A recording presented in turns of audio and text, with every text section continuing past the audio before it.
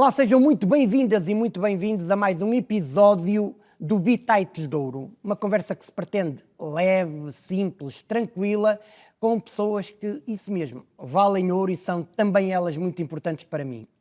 E hoje temos como convidada a Fátima Santos, uma querida e estimada amiga que já foi várias coisas na sua vida, como a maioria de nós, veio da área do direito, já esteve na AORP, está atualmente no município da cidade do Porto, é diretora municipal de turismo e internacionalização.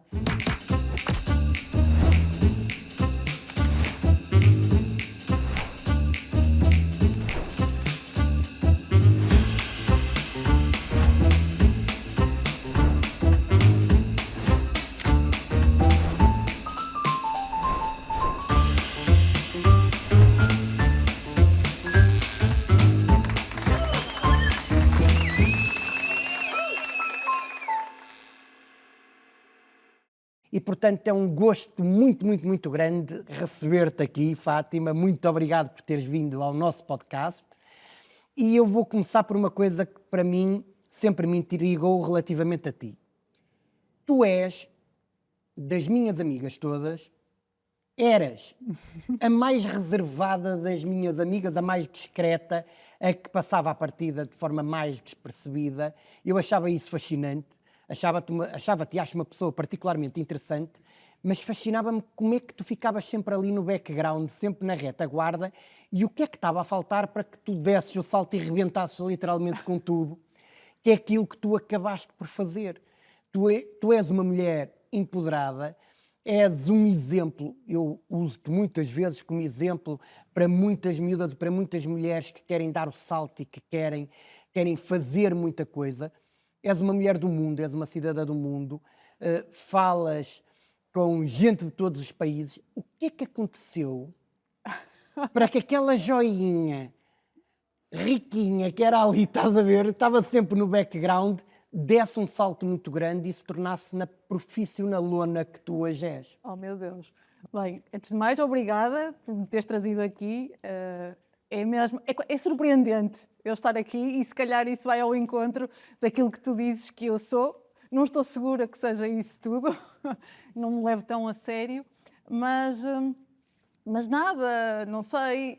Eu costumo definir como esse processo de construção, ou seja, eu vejo-me como, imagino se calhar como todos nós, não é? Mas eu sou capaz de me olhar para trás e perceber um trajeto que fui desenhando, se calhar nessa sombra mais inicial e depois num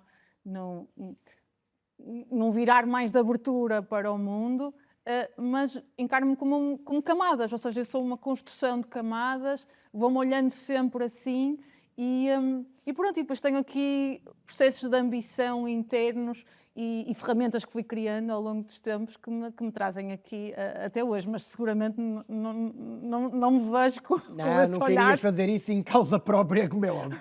Não, mas a ambição foi mesmo determinante? Tu sempre foste ambiciosa? Sim, eu sempre fui muito ambiciosa, se calhar nunca o verbalizei, mas eu funciono em listas, eu construo-me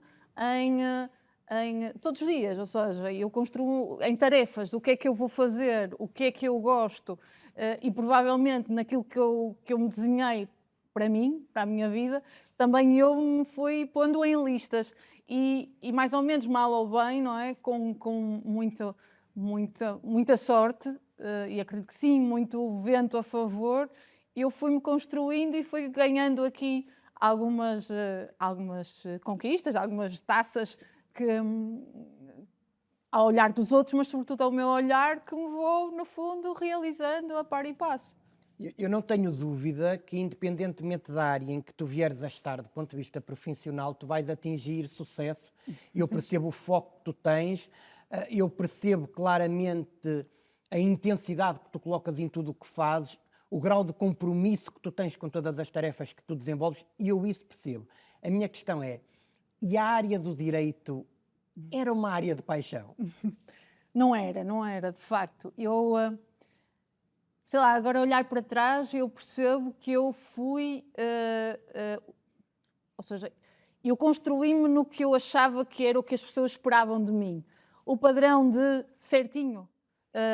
E hoje até tenho um amigo que diz, bem, o mundo não é feito para os certinhos, porque nada de novo acontece se tu fores certinho.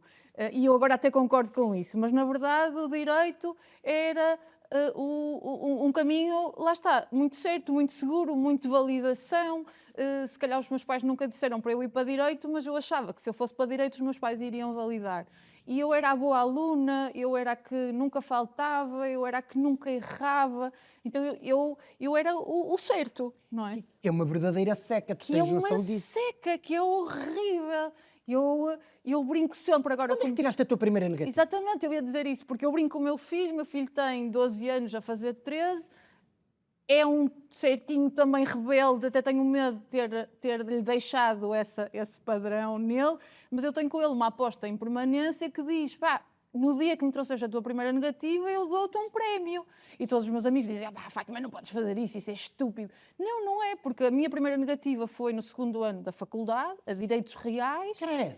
Claro, eu tive 8, que nem era muito mal para o padrão dos alunos todos do ano, mas eu liguei à minha mãe a chorar copiosamente. A minha mãe achava que eu tinha tido um acidente, espatifei o carro, que é que vinha-me salvar, e eu só tinha tirado uma negativa. E toda a minha vida, no fundo, era isso, ou seja, eu nunca saí fora do meu quadrado. E está tudo muito bem até estar tudo muito mal, não é? Porque a vida eu acho que se realiza quando tu te ousas sair do quadrado. A perfeição não existe. Não existe. A vida está a léguas de ser perfeita e a realidade do trabalho é que se tu também não tens falha, não aprendes a lidar com isso e a ultrapassar isso. E quanto mais tarde tu vais levando esse lidar com essa falha ou com esse erro, se calhar menos preparada vais estar. Sim, completamente. Mas depois a formalidade, o quadrado, o direito, o pensamento racional, a estrutura gera muito conforto. E eu acho que isso capacitou-me, como tu dizes, os anos em que eu era mais recatada, em que eu era a tua amiga não é? De bastidores, a que não falava tanto, a que aplaudia só, são os anos em que eu estou confortável numa leitura, numa aprendizagem, numa estruturação. E fui-me cumprindo. E depois, o que acontece? Eu faço direito e faço tudo certinho, lá está, e depois vou trabalhar para uma coisa que não tem nada a ver com o direito. Ou seja, eu entro na Associação de Orivesaria de Portugal para direito, ou seja, com a função de ser advogada, mas rapidamente, por acontecimentos vários, eu fui desafiada para dirigir a associação. E o mundo acontece, não é? Porque eu era uma miúda de 25 anos que tinha uma função de pôr a orivesaria portuguesa além fronteiras. E tendo uns mentores, que é outra coisa que eu adoro na minha vida, é ter sempre figuras de muita referência. Tendo esses mentores, no fundo, e essa visão de quem me puxava, que me permitiu trabalhar, mas que me punha ali o padrão em cima, eu fui-me construindo e fui saindo fora do quadrado. E o interessante é isso, é que tu durante muito tempo tiveste aqui uma questão que é aquilo que tu falas de zona de conforto, tu estás de facto ali, mas é na zona de desafio que tu começas a evoluir e começas a ter mundo, que é quando tu te permites sair, quando essa necessidade de segurança está absolutamente cumprida e que tu começas a fazer uma série de coisas que aí sim te vão dar novos mundos. Sim, muito. E uma coisa que eu acho muito engraçado, que é a primeira vez que eu vou... E depois nós somos todos muito parecidos, nós somos tipos de pessoas, não é? E há tipos de pessoas como eu, há tipos mais expansivos, e à distância consegues perceber isso, consegues desenhar perfis e, no fundo, também desconstruí-los. E a primeira vez que eu fui para uma feira internacional, para Paris, eu levava vários empresários do setor de Portugal para lá para fora, que também tinham super medo, o que é que eu vou fazer?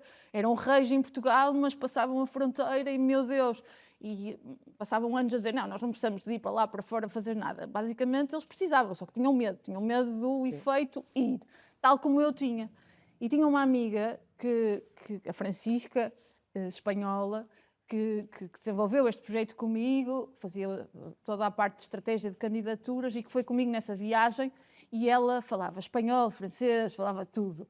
E chegava à feira e falava com toda a gente, e eu ficava atrás. Pensei, eu não falo francês, eu não sei o que é que eu vou fazer, e estava calada. E ela chamou-me ao lado e disse, vamos ver, tu tens que falar. Tens que falar. O máximo que te vai acontecer é as pessoas não falarem para ti, mas isso é o máximo. Porque tendencialmente as pessoas vão falar para ti. Nunca mais me esqueci isso, uso isso variadíssimas vezes e dou esse conselho às pessoas, que é a história do não é garantido. As pessoas não entram num processo muito interessante que é o act as if. Sim. Que é, opá, veste a capa do imperador, tu vais ter que fazer isto, já que tem que ser feito, vamos fazer isto bem feito, siga no limite, não estamos a evoluir para além daqui, mas num bom cenário vamos estar a ter um retorno e um conjunto de resultados que nos vão ser muito úteis. E depois outra coisa que percebo agora à distância, que também desconstrói as pessoas, e isso aprendi, porque aprendi com uma pessoa que também conheces muito bem, o Dr. Miguel Amorim, um ilustre advogado de São João da Madeira, onde eu fiz o estágio e onde eu ainda era aquela pessoa muito em construção, muito fechada, e lembro-me que na lógica do direito, do temor reverencial para os juízes, toda a encenação de um tribunal da barra e o formalismo do legalês, não é? E do errar e do peço justiça. E uma vez ele chamou-nos e disse, tínhamos um processo qualquer no Supremo Tribunal de Justiça, em Lisboa. Eu pensei, meu Deus, então aquilo era o expoente máximo de temor reverencial. Como é que nós falamos para um juiz do Supremo Tribunal de Justiça?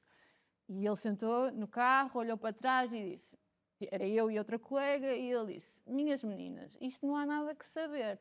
Vocês olham para a cara do senhor juiz e pensam, o que é que ele fez de manhã? Levantou-se da cama, foi à casa de banho, certo? Estão a imaginar o seguinte, não estão? É isso, têm que olhar para a cara dele. E com a piada que isso tem, na verdade, eu quase todos os dias também penso isso, ou seja, há sempre algum tipo de temor, não é? A lidar com uma pessoa, com uma situação que tu não conheces, mas na essência somos todos iguais. Sim. Temos todas as mesmas fragilidades, somos todos seres vulneráveis e tu sabendo isso, dominando isso, tu vives muito melhor. E com outra coisa que tem a ver muito no universo mais corporativo, que é as pessoas colocam-se muitas vezes assim, têm uma boa autoconfiança quando estão em processo e em tarefa, mas têm baixa autoestima. E depois, a determinada altura, mas porquê eu, claro, para estar mas o que é que eu mereci, o que é que eu fiz para que eu tenha agora que fazer isto? Quando, na realidade, se os outros já viram, claro, tu já tens em ti o que necessitas para desenvolver isso. sim. Portanto, é só colocar em prática, é só fazer. Sim. E muito frequentemente o que vai acontecer vai se tornar natural. Sim. E, portanto, isso vai ser muito melhor. É isso. E depois, por exemplo, na minha vida, eu acho que também sofremos tudo isso, não é? Com o síndrome do impostor. Eu penso sempre, bem, o que é que tu sabes fazer? Eu, na Associação de Orivesaria, no fundo, geria uma casa, desenhava, ia a feiras, trazia empresas, envolvia, mas, na verdade, quase como qual é a profissão, o que é que tu entregas? Qual é o teu produto? E a desafio, eu não sabia muito bem o que é que eu fazia, não é? E eu estive 17 anos na Associação de Orivesaria e há 2 anos decidi deixar aquilo para trás e ir atrás deste trabalho onde estou agora, num processo denso de mudança, porque muitas vezes eu confundia-me com a minha própria profissão na associação, mas numa lógica do que tu estás a dizer, que é perceber, se eu construí isto, o que é que eu sou aqui? Será que eu sou a mesma coisa noutro ambiente? Será que o que eu faço, eu consigo ter sucesso também noutro sítio? Quais são as minhas características que fazem? E a determinada altura, que valor é que podes trazer para além do que já tinhas trazido Exatamente. Para a associação e o que é que ainda está por fazer e o que é que tu podes fazer? E é muito compensador mesmo. E depois outras coisas que percebes, que é, tu és um somatório mesmo das tuas vivências, não é? E normalmente não te ensinam isso como ferramenta, não é? Tu tens ali um caderno de encargos, uma tarefa a executar. E se tu fores muito, se tu te excluís da equação e tu cumprires aquela tarefa tal como ela te é dita, como aquele caderno de encargos, tu até podes cumprir bem, mas tu não a ganhas, não é? E agora, onde eu estou, na Câmara, passado ali uns meses de entrar e de perceber como é que a coisa funcionava, eu percebi que só sendo eu com tudo, com o meu mundo todo, com isso, as viagens, com os amigos, com coisas que eu aprendo contigo, com coisas que eu aprendo com a minha família, com tudo, se eu for isso tudo, então eu entrego muito melhor, sabes? E eu acho que ainda não é fácil, muitas vezes, as pessoas, no fundo, não se libertam para serem quem são nos cargos que ocupam. Isso faz muito sentido. A mim perguntavam mais vezes, através das redes sociais ou de algumas entrevistas, que é o que é que tu és? E eu não sou, eu estou, na verdade. Pois. Não é? Porque o verbo ser é demasiado definitivo e a determinada altura, então se é para ser, eu sou muita coisa. Claro. Eu sou professor, sou consultor, sou comediante, sou marido, sou pai, dependendo da hora e do Sim. dia e de onde estás. E tudo isso é de enorme valor e por vezes também de enorme limitação, mas é de enorme valor essencialmente para tudo aquilo que nós fazemos. Sim, sim. O que é que o basquete te trouxe? Porque a malta não sabe. Foste jogadora de basquete, eu acho, pronto, assim no nível de basquetebol em Portugal, ao Ovarense, tu chegaste ali ao Ovarense e disseste, não, acima disto é NBA e não é para mim. Não. Não, o Ovarense foi... A história do basquete é muito engraçada porque em São João da Madeira há um grupo de amigas que continuam até hoje e havia uma história de ADS, de basquete, muito enraizada, no masculino e no feminino também, e depois deixou de existir, por circunstâncias várias, e no ano em que eu tinha provavelmente 12 ou 13 anos, houve ali uma task force com a irmã do falecido Pedro Paulo Pinto, a Teresa Pinto, e juntou-se ali uma turminha e nós continuamos. Bem, perdemos jogos sucessivos, 2 anos a fio, mas toda a gente nos ia ver. Nós não sabíamos fazer nada, mas nós éramos a sensação. É possível encontrar felicidade na derrota. Completamente. Que estás a ver? Porque era incrível, porque nós éramos adolescentes, porque todos os rapazes dos grupos, todos iam-nos ver e riam-se e batiam palmas e nós perdíamos copiosamente contra toda a gente.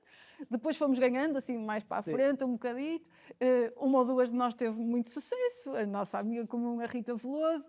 E depois, no fim, eu, quando entrei na faculdade, ainda tinha o bichinho do basquete, ainda fui treinar umas vezes o Avarense, porque, entanto, a Sajonense não tinha séniores. Mas depois não, depois já era muito incompatível a vida. Mas o basquete tem... Eu associo o basquete a um sentido de... O que é que eu aprendi lá?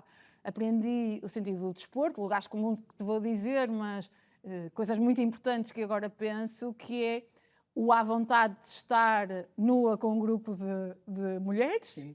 que não era uma coisa muito comum, ou seja, lidares com o corpo, lidares com a derrota, lidares com o sentido de sacrifício. De partilha também, que os esportes coletivos têm isto, Completamente, que sim, não é? Nós somos muito autocentrados a Muito. determinada altura e os esportes coletivos trazem-nos isto, Sim, que é sim. termos obrigatoriamente que lidar com um sim, conjunto de pessoas sim, e coabitar e aquilo funcionar. Exatamente, e a coisa que é, somos todos iguais, sendo todos diferentes. E isso é uma coisa que eu andando lá não tinha essa percepção, mas à distância vejo completamente. A história do corpo, para mim, eu percebo-a desde aí. Ou seja, a forma como eu estou à vontade nisso. E que agora, com estas temáticas todas, da questão do género, de lidarmos, eu percebo que um desporto de grupo, como aquele que eu tive no basquete, trouxe-me isso e foi muito importante. Tu és uma das pessoas que eu conheci. Eu inicialmente não diria que tu fosses ter uma paixão aí secreta pela política. E é muito interessante ver a forma como tu olhas para a política e para a causa pública acima de tudo. Eu acho que mais do que a política, o teu interesse pela causa pública. A política tornou-se numa parte importante da tua vida também. Tu não exerces política, tu tens funções profissionais, não como... Eu não gosto do termo profissional da política, que é uma coisa assim muito descabida, mas tu não és uma autarca eleita com funções a 100% ou a ter que... Agora sou autarca eleita, não fosse porque estou na Assembleia Municipal. Estás na Assembleia Municipal, Mas pois sim, é. entendo. Mas claro, o que é que te traz a isso? Também me aconteceu, e eu acho que aconteceu por uma dinâmica de grupo, ou seja, de grupo de amigos. Quando hoje se critica muito as Jotas, eu sou menos crítica porque as Jotas, no fundo, são movimentos de grupos de amigos que têm ali uma causa comum, muitas vezes que seja a causa de irmos todos para o café falar sobre tudo e mais alguma coisa, e o que nos une é uma organização política, sei, nós temos muita consciência dela, pelo menos a maior parte do tempo, e depois a coisa desenvolve-se. Por isso, a essência das Jotas, eu acho que é super interessante e tenho alguma pena que isso esteja um bocadinho desvirtuado, pelo menos no olhar que eu tenho hoje por isso. E a minha história é que eu me junto a um grupo onde tu estavas incluído, e onde acabei por encontrar o meu marido e o meu núcleo duro atualmente de amigos de hoje é esse grupo onde eu comecei a fazer alguma coisa na política. Mas, na verdade, há um princípio do que tu dizias, que é, para mim, é absolutamente básico e elementar quando se pergunta o que é a política. A política é a arte de fazer o bem pelo próximo. Ponto final, parágrafo. E deve ser a profissão, a área de atividade mais nobre que existe. Tudo o que acontece a seguir podes desvirtuá-la, não é?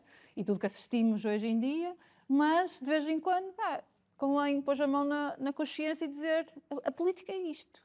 E nesse sentido, interessa muito. Eu achei, depois, quando era miúda e quando fomos crescendo em idade, eu achei sempre que a minha vida ia passar pelas autarquias locais, porque eu achava que era a política mais próxima da população e aquela que resolve a vida das pessoas mais rapidamente. Ou seja, De onde tu percebes o impacto do que estás a fazer de forma quase imediata, porque estás a resolver o problema daquela pessoa. Do género, tu tens o poder de tapar o buraco, e o buraco incomoda-me todos os dias que eu tiro o carro da garagem.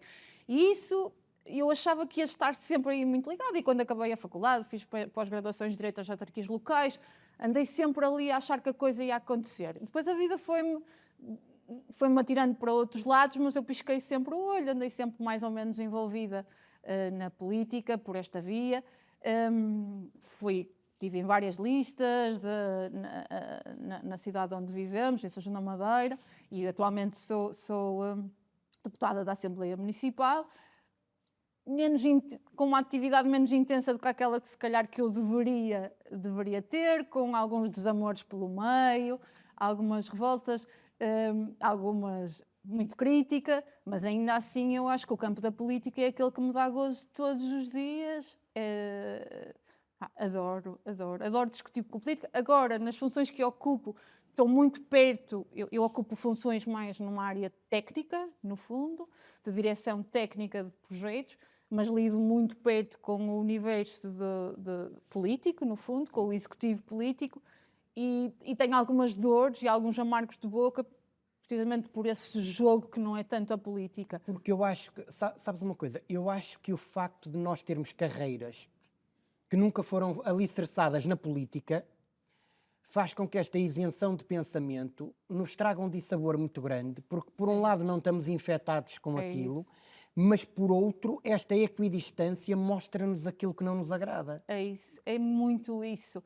E depois há uma...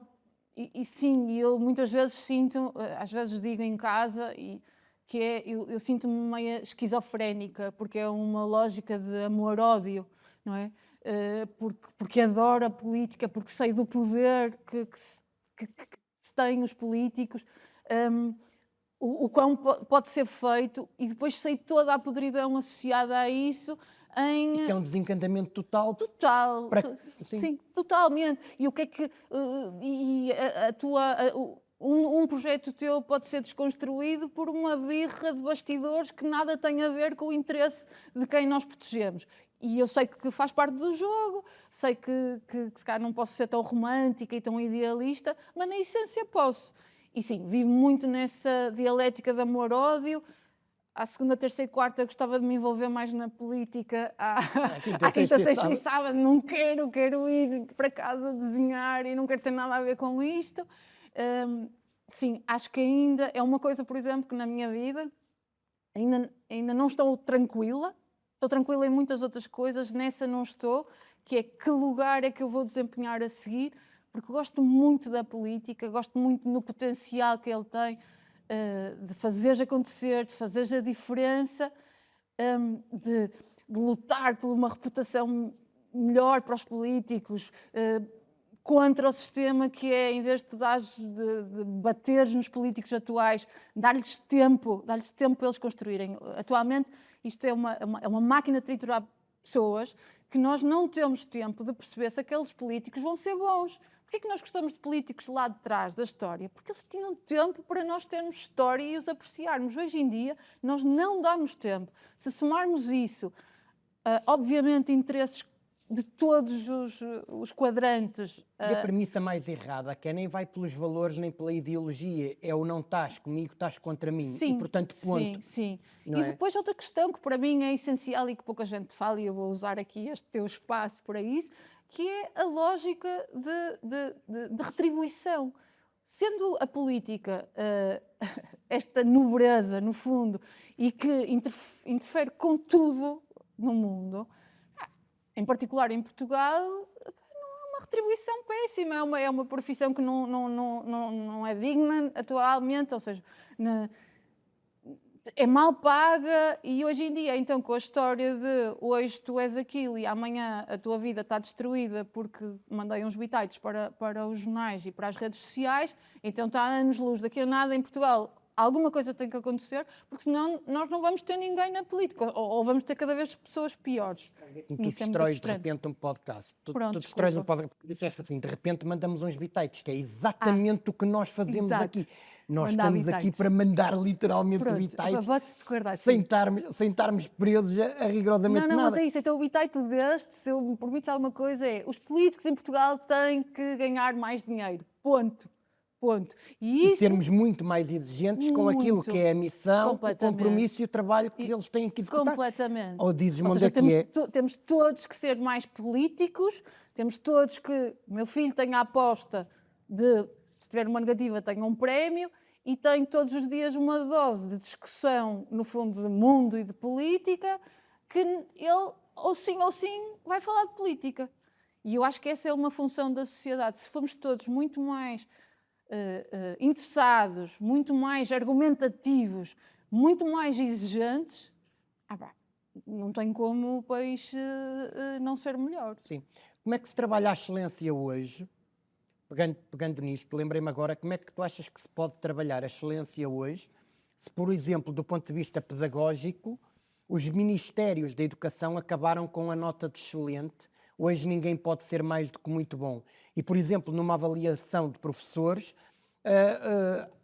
as notas de muito bom são por cotas. Sim. Só há 4 por escola, portanto só 4 é que podem ser muito bons. Os outros têm que ser bons ou razoáveis. Como é que trabalhamos a excelência nas equipas? Tu geres equipas, tu acompanhas equipas, o teu trabalho tem... Como é que se gera a excelência num mundo de tanta desinformação e onde aquilo que se estimula é o medianismo? É muito, sim, essa é a pergunta para 1 milhão de euros. Quando eu entrei na Câmara Municipal do Porto, depois daqueles meses de choque, sou confrontada com isso, ou seja, eu estou numa direção e basicamente pagam para eu liderar equipas. Eu nunca tive uma equipa tão grande, eu lidero cerca de 20, 25 pessoas, para mim é enorme, não é? E 25 pessoas com gostos diferentes, com posicionamentos diferentes, com princípios diferentes, com escolaridades diferentes, com interesses diferentes, com vidas diferentes, tudo.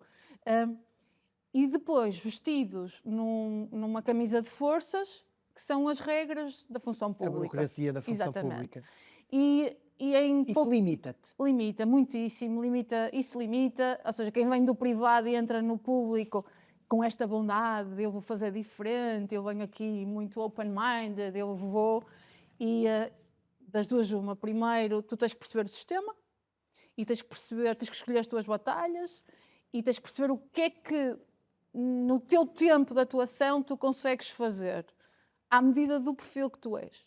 E então eu, no fundo, o que percebi era, eu tenho que ser uma boa líder, Percebi também rapidamente que, tendencialmente, quase todos eles sabiam mais do que eu do setor de turismo.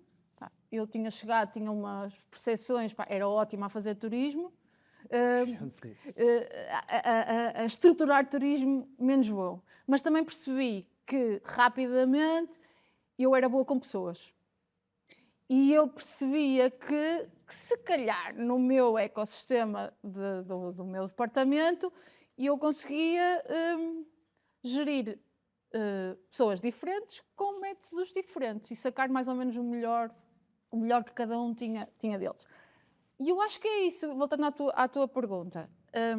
Eu acho que, sendo um processo muito denso, quando se fala no fundo, alteração, as grandes reformas da educação, da justiça, acho que sim, não estou convicta que se consiga fazer as grandes reformas todas de uma vez. Sim. As reformas vão-se fazer pelas pessoas e pelas lideranças. Outro dia, só à parte, li uma coisa que tinha a ver, que já não sei quem era em particular, mas dizia, estou realizado, todas as chefias, era um CEO de uma empresa qualquer que dizia, todos os dirigentes, as minhas direções da empresa são melhores do que eu. Eu achei aquilo genial, porque é verdadeiramente isso. Ou seja, se nós formos capazes de, na educação em particular que estamos a falar, mas na função pública, nós termos pessoas muito boas, e pessoas muito boas hoje são pessoas, na minha forma de ver, são pessoas que conseguem sacar o melhor das suas equipas. Pronto. Na função pública temos que mudar muitas coisas porque nós estamos enquadrados. Estamos enquadrados de cotas, só posso dar muito bons não sei o quê, dos CIADAPs da vida que tu morres em 3 segundos, tens que aprender o CIADAP, tens de tirar um curso para saber do processo de avaliação, quando o processo de avaliação já está inquinado por si. Porquê? Porque tem cotas de muito bons e tu não podes despedir, não podes penalizar. E tu esquece, tu não é avaliação nenhuma. Esquece isso, rasga, mete fora. Mete fora, porque nenhuma empresa, à exceção da função pública, pode ter o sucesso se tiver isso. E depois, só para... Pronto, e eu, no fundo, na minha equipa, vale o que vale. Acho que também fui tendo sorte na Câmara do Porto, neste pequeno percurso que estou lá a ter, alguns mentores que me ajudaram a entender o sistema e no tempo que tens, perante as regras que te impõem, o que é que tu consegues fazer. Consegui moldar algumas coisas, no fundo, à minha imagem, à imagem de um líder. Quando eu sair daqui por uns meses, onde aquelas pessoas hão de dizer de sua justiça o que é que eu fiz. Mas na questão das escolas, eu acho que é absolutamente essencial tu mudares uma série de coisas, nomeadamente essa questão do mérito e da excelência. Por exemplo, em São João da Madeira, há os nossos filhos estão num sistema de escola pública. Em São João da Madeira a escola pública é muito boa, ou seja, é muito reputada, mas todos os anos sou, felizmente, convidada para uma cerimónia de entrega de diplomas de excelência, porque são os meninos que tiram não sei quantos 5, não é? E começa por arrastão, muitos miúdos, e depois aquilo vai funcionando numa pirâmide.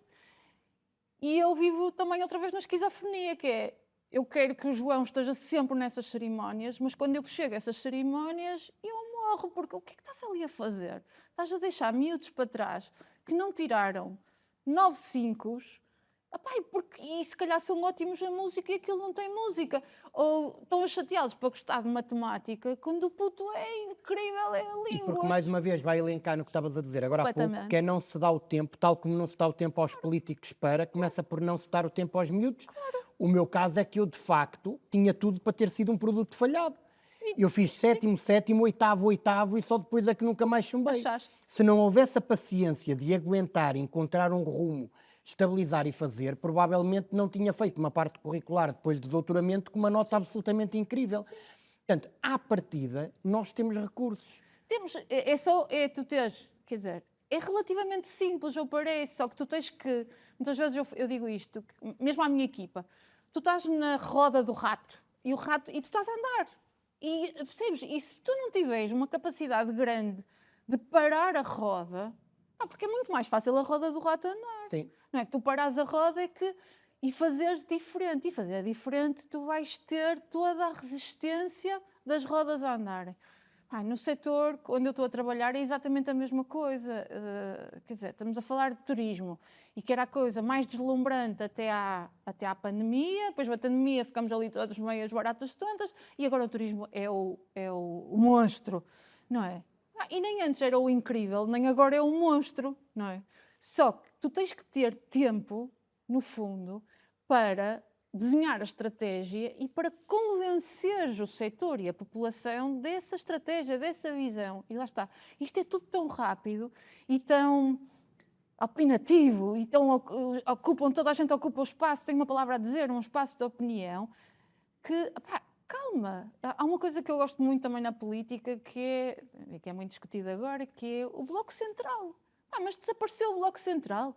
Desapareceu o sentido de bom senso. Uma coisa que nem direito nos ensinavam, que é a definição de legislação, como é que tu crias ali uma métrica, era o bom pai de família. E um bom pai de família não é nada do que uma mediania, é o bom senso. O que é que uma pessoa nestas circunstâncias faria? E eu acho que estamos todos a fugir muito disso. Gritamos todos muito rápido, em vez de pararmos. E a extremar sempre posições e... Falarmos menos, ouvirmos mais. Temos dois ouvidos e uma boca, já nos devia dar algum sinal. E se conseguimos fazer isso, e eu acho que, só fechando a história da educação, por exemplo, a mim choca-me que nessa dinâmica de cerimónia lá dos nossos miúdos, em São João da Madeira, que haja muito mais valorização da excelência pelos resultados aritméticos. Sim. E muito menos do mérito. E os diplomas é de excelência e mérito. E depois dão não sei quantos de excelência, porque matematicamente até conseguimos pôr os miúdos todos. Tu estudas, vai, não sei o quê, os testes, e vais conseguir. E depois no mérito dás a um.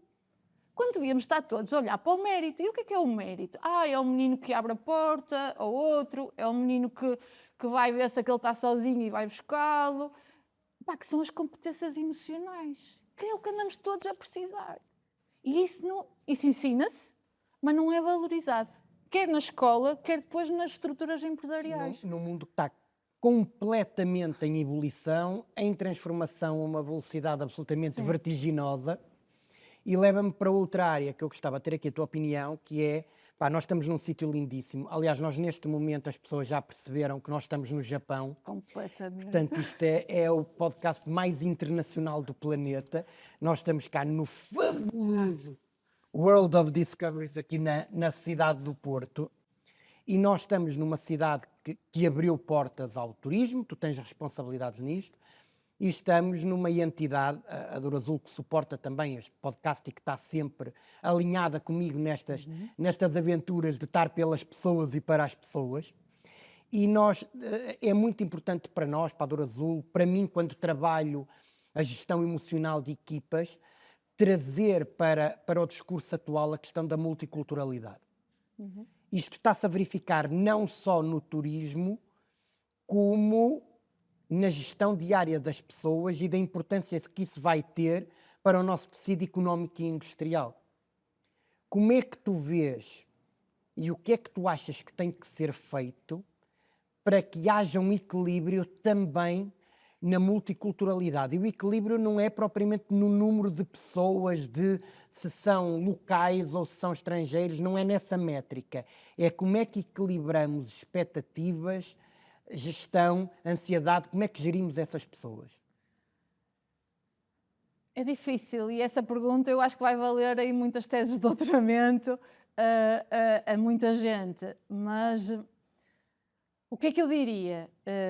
Primeiro uma palavra, não é, de agradecimento e de elogio grande a esta empresa, no fundo, que a Douro Azul é já uma empresa de absoluta referência no país e muitíssimo importante para a cidade, por tudo o que significa e por ela própria ter desbravado mares, no fundo, e ter aberto aí horizontes da própria cidade em vários domínios. Isso é muito interessante. E ao fazê-lo, no fundo, também acaba por permitir que essa integração das várias culturas, das várias diferenças, seja feita de forma melhor.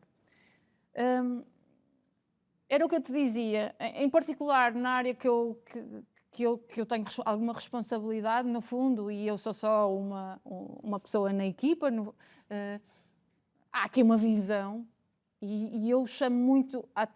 o meu foco é muito este, na mesma, e se calhar estou a ser repetitiva, mas eu não me canso. Eu acho que também as mensagens políticas se confirmam pela repetição. Porque não vale a pena nós todos os dias estamos a postar cartas novas e bandeiras novas. Não existem. Nós não temos tempo útil, nem discernimento, nem capacidade de execução para fazer muitas coisas ao mesmo tempo. E dispersamos. E então, o que eu acho que é essencial fazer, no caso em concreto do Porto, e no turismo, mas também eu acho que é um paradigma de país,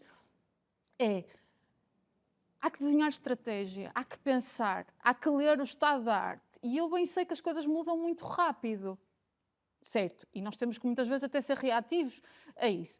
Mas o que está a acontecer há um interesse de pessoas a virem nos visitar, porque isso é resultado do que foi feito até aqui. Algum foi orgânico, aconteceu-nos, não é? Eu diria que aconteceu-nos, mas também nos pusemos a jeito para isso.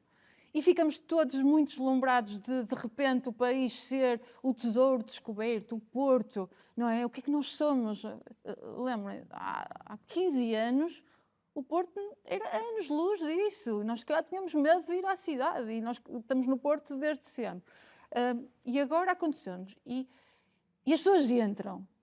E agora o que é que está a acontecer? Se as pessoas entram, se nós desenvolvemos uma série de ações para isto, agora estamos a ficar desconfortáveis nisto. E estamos a ficar numa zona de desconforto porque é uma coisa que nós não conhecemos, não é? Então, quando tu não conheces uma realidade, tu primeiro estranhas, depois entranhas e depois, se não gostares, começas a ser reativo. E o que nós não podemos ser é reativos. O que nós estamos a fazer, no fundo, no Porto, é uma lógica de... Já fizemos, desenhamos aqui uma estratégia, uma visão para o destino. Quem tiver paciência de ir ler, já antecipa estas coisas todas. Quais são os eixos em que nós temos que atuar, a qualificação, no fundo, a sustentabilidade, que eu acho que já é mais regeneração do que propriamente sustentabilidade. E, no fundo, tu saís muito de políticas de massificação. O país, a escala do nosso país não se coaduna com massificação. Não se coaduna. Nós somos pequenos, nós somos poucos, ou seja, nós somos pequenos em dimensão, em território, nós somos poucos em número e nós vamos ter que nos afirmar sempre, quer seja no turismo, quer seja na indústria, quer seja nas outras áreas de atividade, pela qualidade e pelos preços mais elevados. E isso eu também percebo que se demora a chegar, porque é uma cultura que nós não fomos treinados para isso. Nós éramos ótimos e somos ótimos a fazer, nós somos muito piores a saber-nos vender, a saber-nos posicionar. Por isso é uma lógica de aprendizagem. No turismo, nós temos que ter aqui um discernimento de calma, estes fenómenos que estão a acontecer de percepção de muita gente, massificação, isto é tudo horrível, de multiculturalidade, agora vêm estes tipos aqui, pensam que mandam nisto tudo, ou estão a ficar com o que é nosso. Isto tem que ser analisado e está a ser. E depois o que nós temos que fazer são desenho de ações que permitam equilibrar, porque nós temos focos de tensão destas partes. Mas se formos para outras áreas do país, eu vou dar um exemplo. Eu estive no Algarve a semana passada e eu fui para uma zona que é Cabanas e Tavira. Não tinha ninguém no sentido de... Sim. Então, esse é um papel que eu acho, Fátima, isso é muito interessante, mas é aí que entra esta questão da sustentabilidade. E a sustentabilidade é os grandes núcleos, os grandes focos, assumirem nitidamente que têm um papel e têm um contributo a dar nas zonas menos povoadas e o impacto... Exatamente. Ou seja, devia ser dever de uma zona impactante como o Porto, garantir que vai ter um contributo para que zonas mais periféricas comecem a receber também turismo de qualidade e se tornem sustentáveis por essa via. Dou-te um exemplo. O que é que nós estamos a fazer na cidade? Quando nós anunciamos no fundo, uma desconcentração de fluxos para quarteirões, nós não fomos criar quarteirões, novos bairros da cidade. eles já existiam. Nós vamos comunicá-los para uma pessoa que vem ao Porto e que vai ao Google e percebe, então, fim de semana no Porto, o que é que eu vou fazer? As 10 coisas mais de destaque. Eu vou ficar tendencialmente numa zona do centro histórico. E o que nós temos que ter, e é o que estamos a fazer, é a capacidade de mostrar às pessoas mais Porto, e quando eu digo mais Porto, é mais região, é mais país, não é? Porque se vem um americano ou vem um japonês, como cá estamos hoje no Japão, Sim, não é? no Se Japão, convencermos estes japoneses a virem ao Porto, a virem ao país, eles vêm ao Porto, mas vão a Lisboa, vão ao Algarve, vão a Bragança, vão a Guimarães, vão a todo lado, porque a nossa dimensão do território é muito fácil de fazer. Então, o nosso papel é: que armas é que eu tenho? Então, claro, eu não vou ver o Porto só como o Porto. Eu vou desenhar aqui políticas de desfluxo, no fundo, desconcentração de pessoas. E isso eu faço por... Só que, lá está, não se faz num dia. Fazemos isso Tem que haver uma estratégia, e ela tem que ser seguida com o tempo que é necessário para que isso aconteça. E tu tens que criar aqui empatias com os outros municípios, tu tens que trabalhar em rede, com o Turismo Portugal, com essas entidades, para que o produto flua, para que haja mobilidade, não é por decreto que o Presidente da Câmara do Porto vai dizer: não, agora os turistas daqui saem do Porto, ficam só cá um dia e agora vão para Guimarães. Não, tem que haver produto estruturado. Muitas vezes as guerras entre os municípios têm que deixar de ser do eu tenho, eu quero, e muito menos contra o Porto, mas numa lógica de cooperação. Eu acho que isso já está a acontecer mais ou menos. Esse é o conceito da competitividade, que Claro. não tem a ver com o facto de eu estar a competir com o município vizinho, mas é eu potenciar os recursos que tenho, fruto da cooperação que eu vou ter com eles. Repara, São João da Madeira é um exemplo absolutamente incrível. Um presidente que muito estimamos e que é uma pessoa que eu gosto muito, lá está, um dos mentores, que ele nem sabe que eu mas que foi o presidente da Câmara durante 10 anos ou 12 anos, o Dr. Manuel Castro Almeida, inventou ali uma coisa, que era o que São João da Madeira tinha. Não tinha nada de interesse turístico, mas tinha indústria. Então nós, no fundo, o turismo industrial nasce a partir de lá, e eu acho que é uma bandeira de excelência. Hoje em dia, o Turismo Portugal é um dos produtos do turismo, o turismo industrial é um dos produtos do turismo em Portugal e nasce ali. São João da Madeira tem que estar a trabalhar com o Porto, porque quem chega ao Porto não sabe que existe turismo, não sabe que existe uma Viarco. E a Viarco é a coisa mais deslumbrante que existe. É a única fábrica de lápis no país, nem sei se não na Península Ibérica, que tem o detalhe, que é um handmade, que escreve os nossos nomes no lápis, em que se vê a fazer os pigmentos. É uma história de amor, completamente. E nós temos que saber trabalhar em conjunto, ou seja, Porto, São João da Madeira, produto para causar o quê? Memória. E causar memória, nós acrescentamos uma camada de experiência a quem cá vem, levamos-lo a investir no país, ele leva para casa à vontade, ele passa a palavra e a pessoa que vem, não, ou seja, no fundo este é um efeito de arrasto sempre em valor, não em quantidade. Sim. Se nós nada fizermos, e também termino aqui, senão a coisa fica muito boring, se nada fizermos, nós o que é que vamos ter? Nós tivemos as Ryanairs da vida, conectividades, baratas, vamos ao Google, onde é que eu vou para o Porto, 2 dias, custa 50 euros, eu vou, a cerveja é barata, e eu venho, gasto e vou. Isso não é a culpa não é desse turista que vem, a culpa é nossa. Então, não nos posicionamos. Não te posicionas, tu não guias, tu não dizes o que é que queres. O Rui Moreira teve uma frase logo quando eu entrei, um discurso que eu guardo até hoje, que ele diz: bem, até agora o Porto aconteceu-nos, os turistas, estou sempre a falar no turismo, aconteceu. Entrava cá quem queria, como queria, consumia a cidade que queria. Agora já não. Agora somos nós que temos que organizar quem queremos que venha, de que forma é que vem. E isto não é uma atitude de bossy e uma atitude discriminadora. Não, é uma atitude que está entregue aos políticos, que é fazer política, é fazer isto.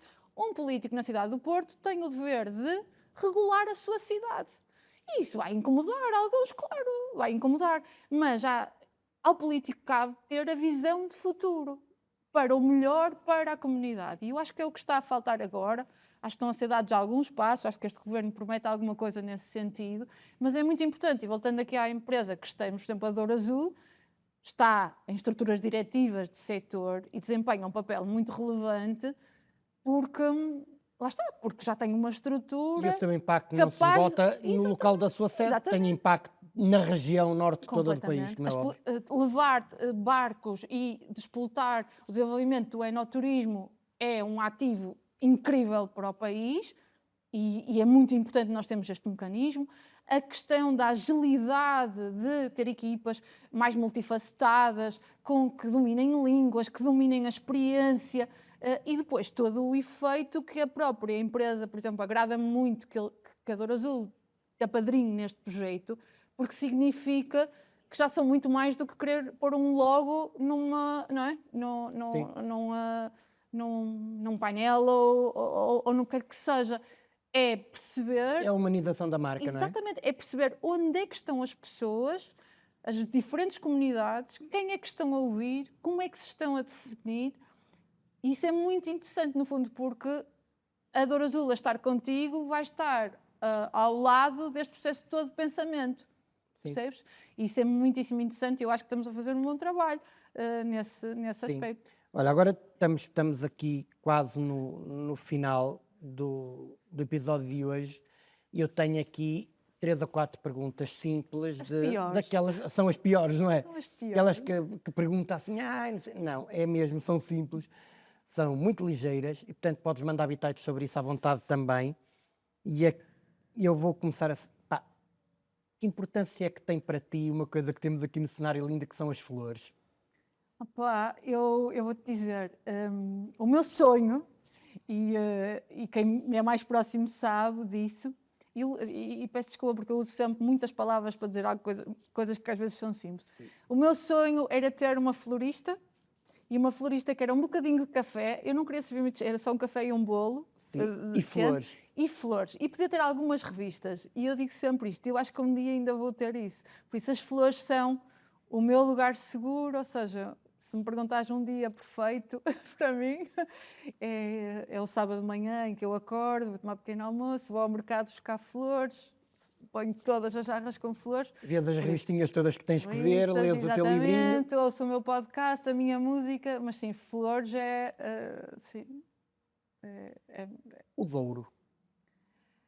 O Douro é incrível, porque sem eu saber nada, eu fui para o ouro, no fundo, e eu, no fundo, cresço como pessoa, não é?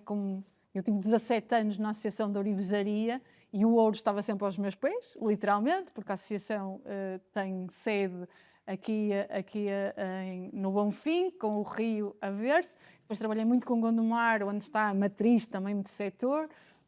Por isso o ouro e o Douro, ou seja, a água, no fundo, é esse elemento que circula, que se move, e o ouro é o elemento que me construiu. Então, quando eu saí da associação, escrevi um texto que acredito ainda hoje, eu acho que é muito estruturante de mim.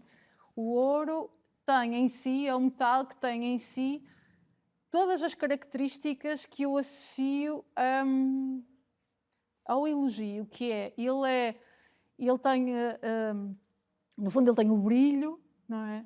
Ele tem o sentido da proteção, porque quando damos uma peça de ouro aos bebés é para o protegerem, ou seja, tem esse lado todo místico. E ele conduz a energia, e ele é o melhor condutor, só não é usado mais vezes porque é caríssimo, claro. Porque senão tínhamos os carros aí com ouro. Por isso, ele tem a sua raridade, no fundo, ele é muito raro. Ele, no fundo, celebra sempre as emoções, porque as pessoas dão peças em ouro para celebrarem as festas, os casamentos, mas sobretudo as relações. Então, são tudo características que eu associo. Ele é escuro, ele é muito negro, ele é sujo na sua fase de fabrico. E isso é dureza, e nós todos temos essa dimensão nossa, meio lado negro, que ninguém nos conhece, mas depois ele, se lhe puxares o brilho, ele reluz e tem aquela coisa de sol.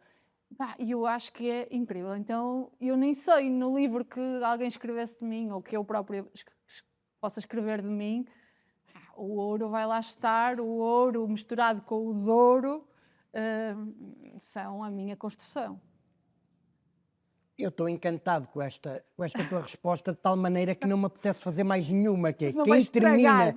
a fazer uma tese sobre a importância do ouro naquilo que é a sua essência, pá, para mim está perfeito. Opa, pronto. Fatucha, muito obrigado, meu amor. Obrigado por teres Obrigada. vindo e por termos tido um episódio tão especial. Até à próxima! Obrigada.